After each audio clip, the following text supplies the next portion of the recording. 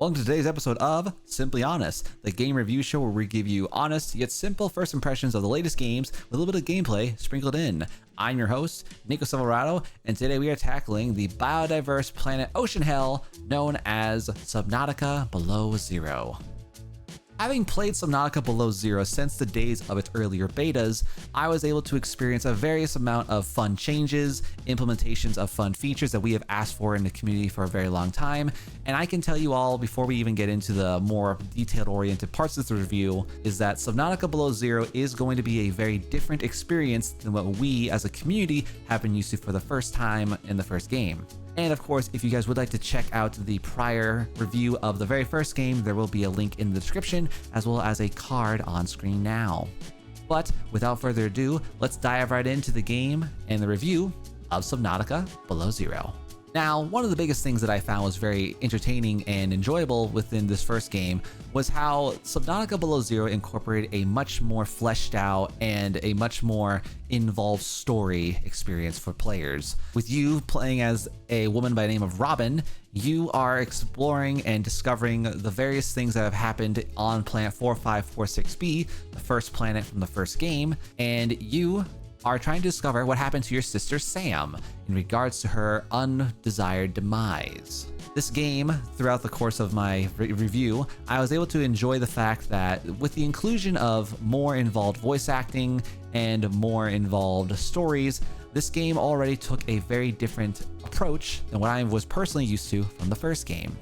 Now, of course, during the course of this review, it's really easy for me to make constant comparisons to the first game and the second game, but I am doing the best that I can to give you guys a focused perspective of Subnautica Below Zero as its own title. It's almost impossible for a new game to either match the energy or even outdo its previous highly successful predecessor. Some of the things that I had noticed throughout my time in Subnautica Below Zero was overall the visual aspects of the game did remain true to the overall series itself. Subnautica Below Zero having a fair amount of different, more shades of blue, not as much vibrance as the first game, but I believe that's mostly because due to the environment and due to the location that you're in, since you are mostly in the Arctic. With the inclusion of more weather-based features and more usages like the cold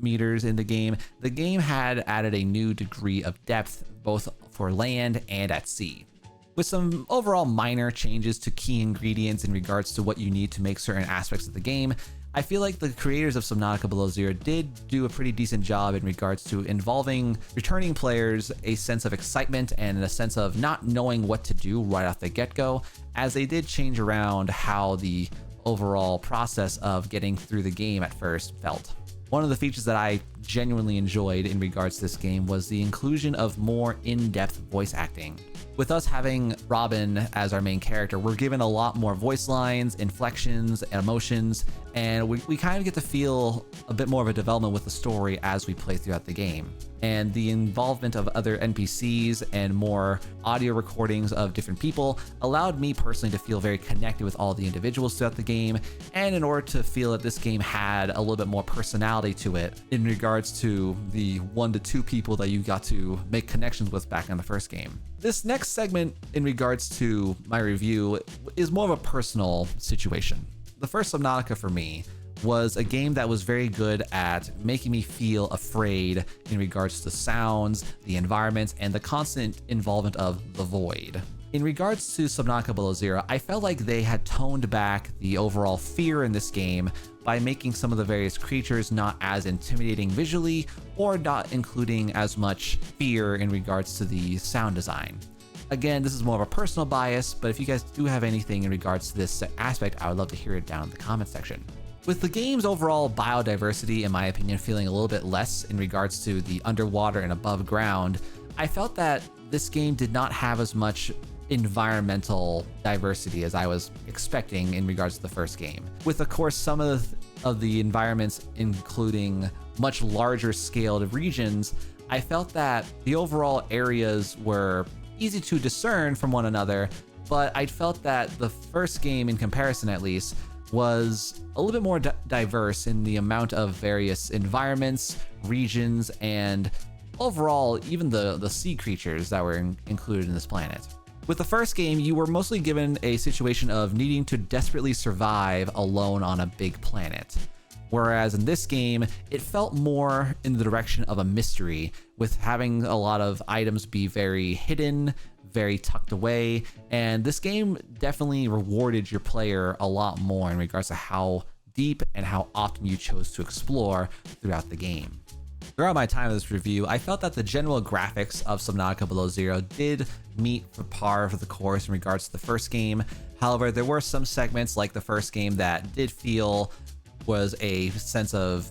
poor game design in regards to the map's integrity. There were a few moments throughout my playthrough where I had lost very important and very imperative vehicles to map clippings, and some parts of the game would even hold me hostage as I was unfortunately stuck due to just how the boxes were, the various items like the Snow Fox bike.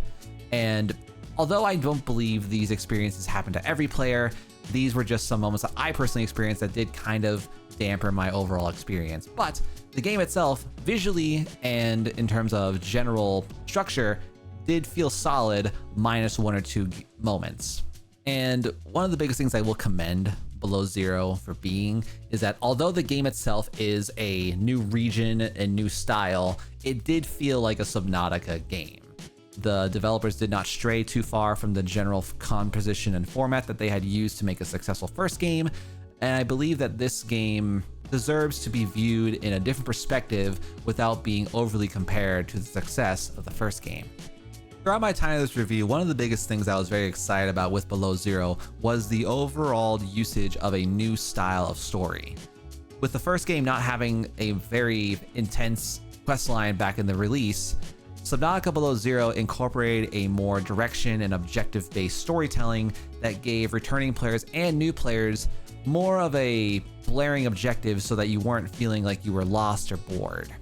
With the wide variety of various quest lines that this game gave, you could see that they definitely made things a lot more objective-based, making the next steps a lot more evident and a lot more obvious. And it gave the players a lot more incentives to find the various regions and in order to discover more throughout the game in comparison to the first one. My personal favorite thing was the involvement of the architects, not only in terms of structure, but also the involvement of an NPC architect that, for me as a returning player, felt very fun, especially considering all the events that happened back in the first game.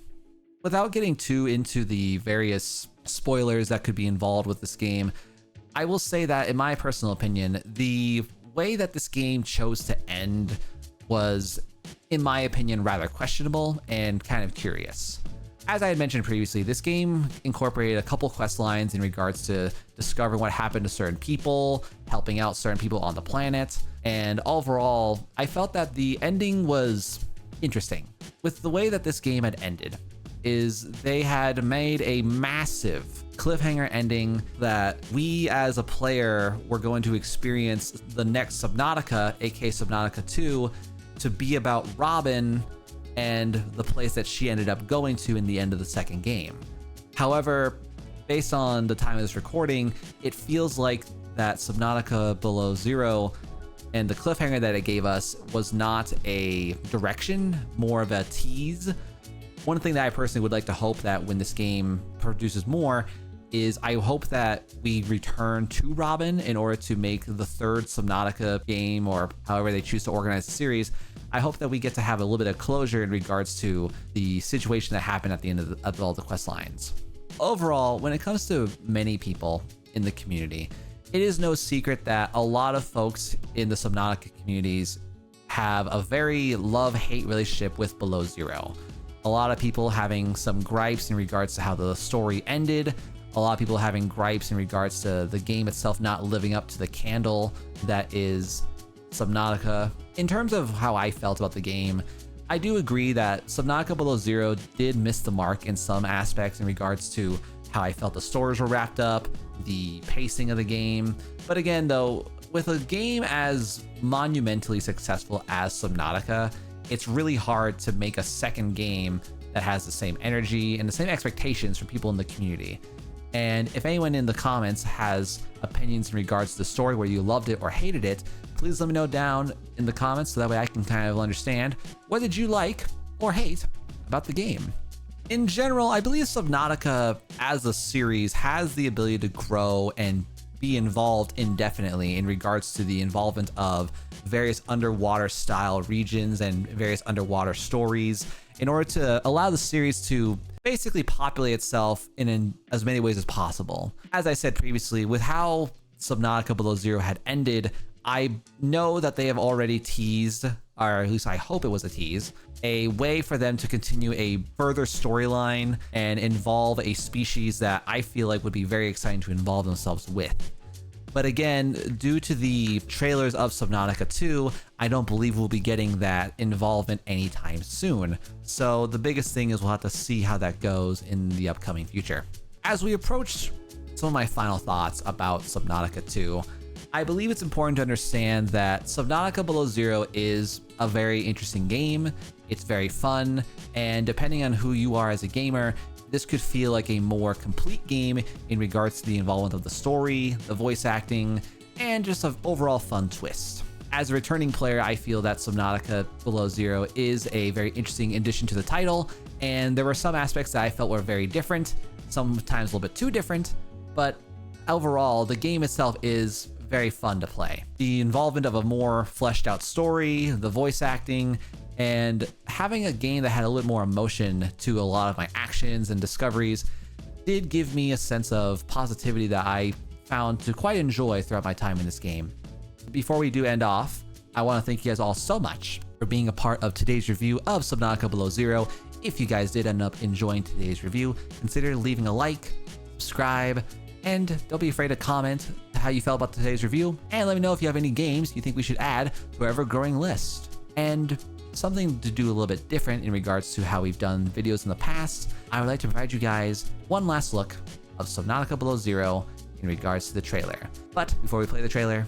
thank you all again for watching, enjoy the trailer, and I've been your host, Nico Silverado. I'll catch you guys all on the next video. Once I was falling asleep.